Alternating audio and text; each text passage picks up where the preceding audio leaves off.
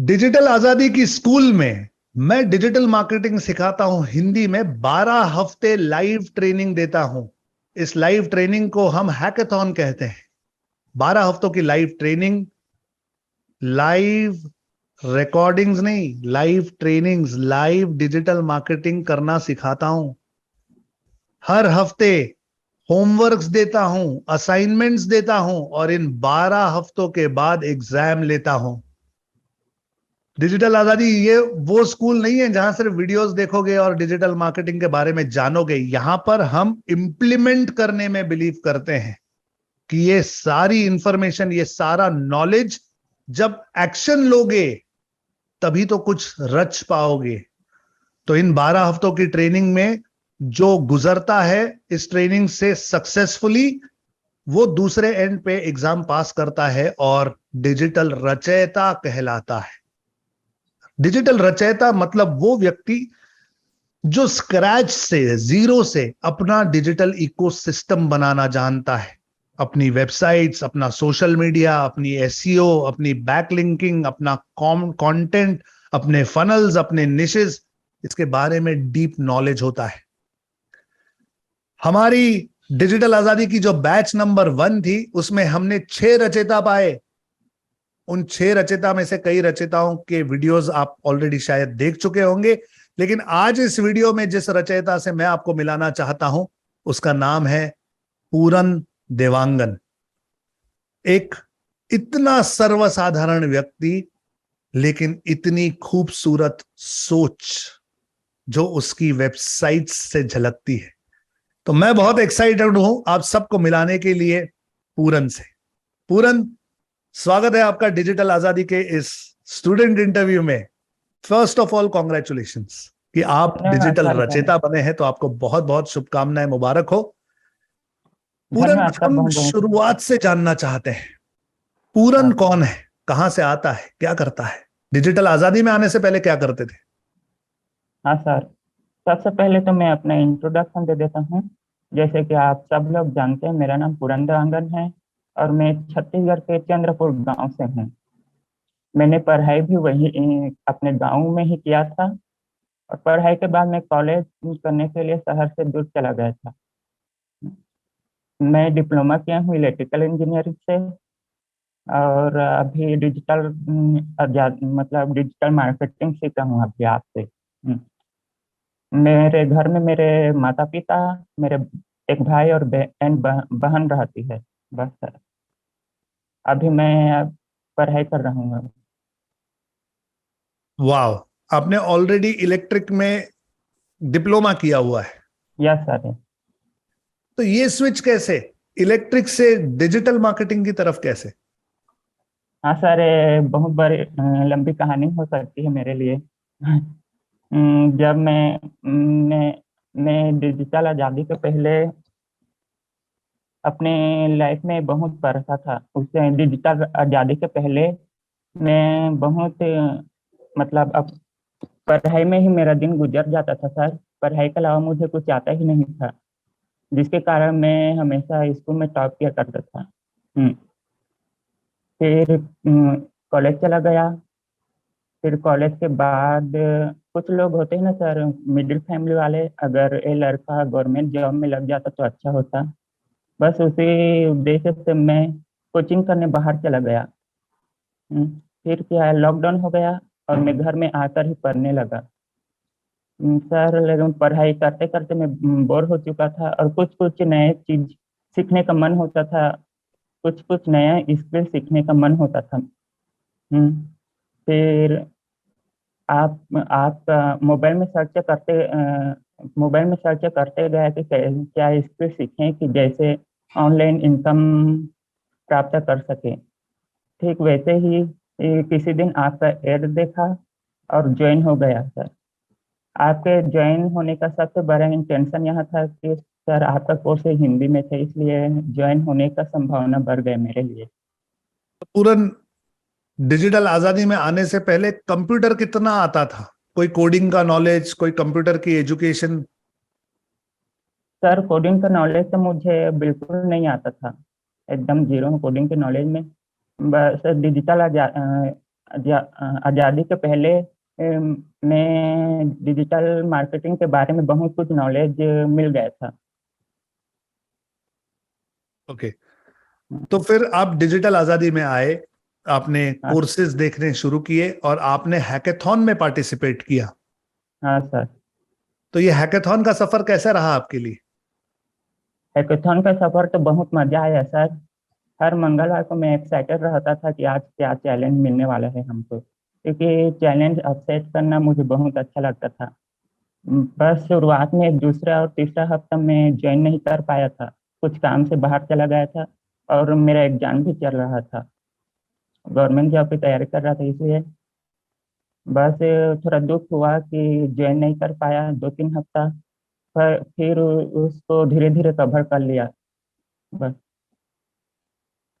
धीरे धीरे कवर कर लिया हाँ सर। और कवर करते करते रचयिता बन गए। हाँ सर बिल्कुल। तो पूरन, आज डिजिटल मार्केटिंग का कौन सा एस्पेक्ट है? जैसे कई लोग फ्रीलांसिंग करते हैं, कई लोग कोर्सेज हाँ बनाते हैं, कई लोग एजेंसी बनाते हैं, आप अपना फ्यूचर कहाँ देखते हैं? सर, मैं अभी तो फ्रीलांसर कर रहा हूँ। डिजिटल रचयिता बनने के बाद मैंने सोचा है कि धीरे धीरे अपना टीम बनाऊंगा और डिजिटल मार्केटिंग का एजेंसी खोलूंगा।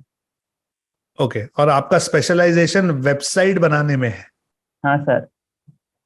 तो बिना कोडिंग नॉलेज के भी आज आप वेबसाइट्स बना लेते हो? हाँ सर, बना लेता हूँ बिल्कुल। Okay, great. आपके वेबसाइट सिखाए बनाना द्वारा। आपको अच्छा लगता है? हाँ सर, बहुत अच्छा लगता है। मैंने खुद आपकी वेबसाइट्स देखी है और इतनी प्यारी और सिंपलिस्टिक वेबसाइट्स होती हैं, लेकिन आपकी टेस्ट, आपके कलर्स, आपके फॉन्ट्स, आपकी क्लैरिटी ऑफ थॉट मुझे भाती है। सो कॉन्ग्रेचुलेशंस ऑन दैट पार्ट। बताओ पूरन। सर हाँ, बोलिए बोलिए। सर आप ही ने तो बताया था अगर वेबसाइट बना रहे हैं तो 3 ही कलर यूज करना चाहिए। एक तो जी, वाइट और ब्लैक और दूसरा आपके पसंद का। बस उसी सोच के मैंने बनाया था। एक्सीलेंट एक्सीलेंट पूरन, एक्सीलेंट। मुझे बताओ पूरन, जब हैकेथॉन से गुजरते हैं तो 12 हफ्ते हाँ जिंदगी में बहुत उथल पुथल होती है, हाँ सर। समस्याएं आती हैं, प्रॉब्लम्स आती हैं। आपने हम्म। कभी कुछ ऐसा फेस किया?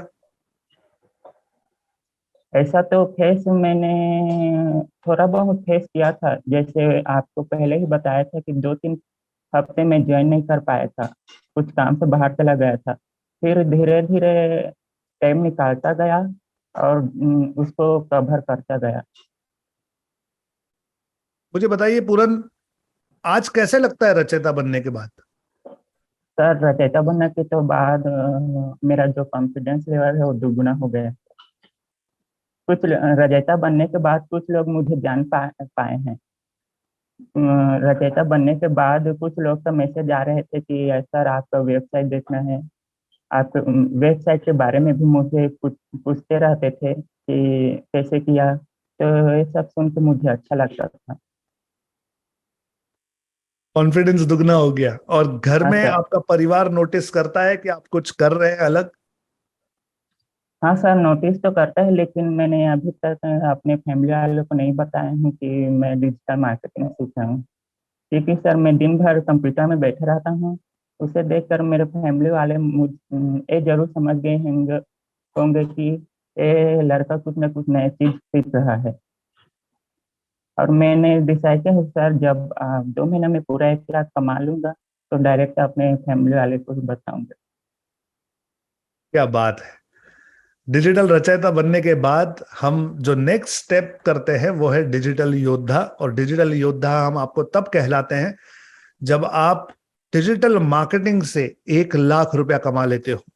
मैं ये क्लियरली देख सकता हूं पूरन हाँ कि 1 लाख रुपया हाँ सर। कमाने से अब बस कुछ ही दिन आप दूर हो, क्योंकि ऑलरेडी आपने फ्रीलांसिंग की तरफ पहल कर ली है। बस हाँ कुछ ही सर। दिनों में डिजिटल योद्धा बन जाएंगे यस सर। पूरन। बहुत सारे स्टूडेंट्स हैं जो अभी इस समय हम्म। हैकेथॉन में पार्टिसिपेट कर रहे हैं, सीख रहे हैं। कुछ हाँ ऐसी टिप्स बताइए उन्हें, 3 जो उन्हें करनी चाहिए अगर वो सक्सेसफुली रचयिता बनना चाहते हैं। तो कौन से 3 चीजें बताओगे कि ये कर लो हो जाएगा? हाँ सर, मैं अपने डिजिटल परिवार को 1-3 बात बताना चाहता हूँ। पहला तो सर जो बोलते हैं उसको A to Z किया करें। और दूसरा, अपने ऊपर विश्वास रखें और मन में किसी भी प्रकार से नेगेटिव भावना रखें।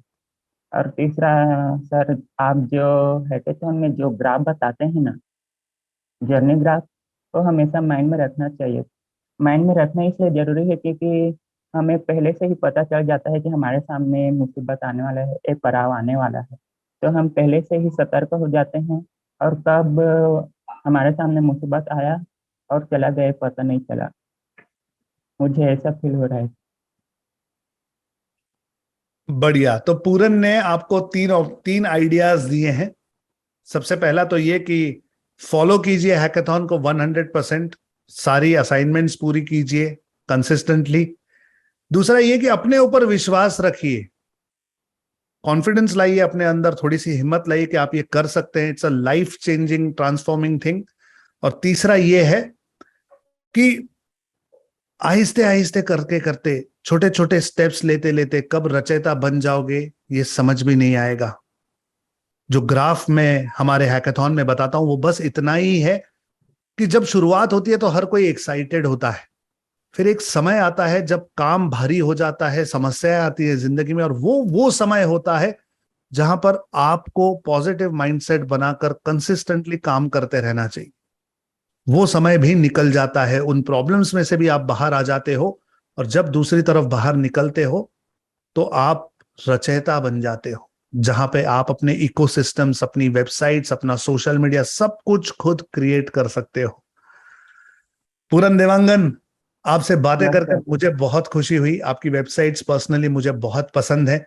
अगर यस सर। ऑडियंस आप में से कोई पूरन की वेबसाइट देखना चाहता है तो इस वीडियो के नीचे जो डिस्क्रिप्शन है वहां पर मैं पूरन का एक इकोसिस्टम की लिंक्स दे दूंगा। अगर पूरन से आप काम करवाना चाहते हैं, अपनी वेबसाइट्स क्रिएट कराना चाहते हैं, तो पूरन से संपर्क करने का जो राइट ईमेल आईडी है वो भी इस डिस्क्रिप्शन में मैं आपको दे दूंगा।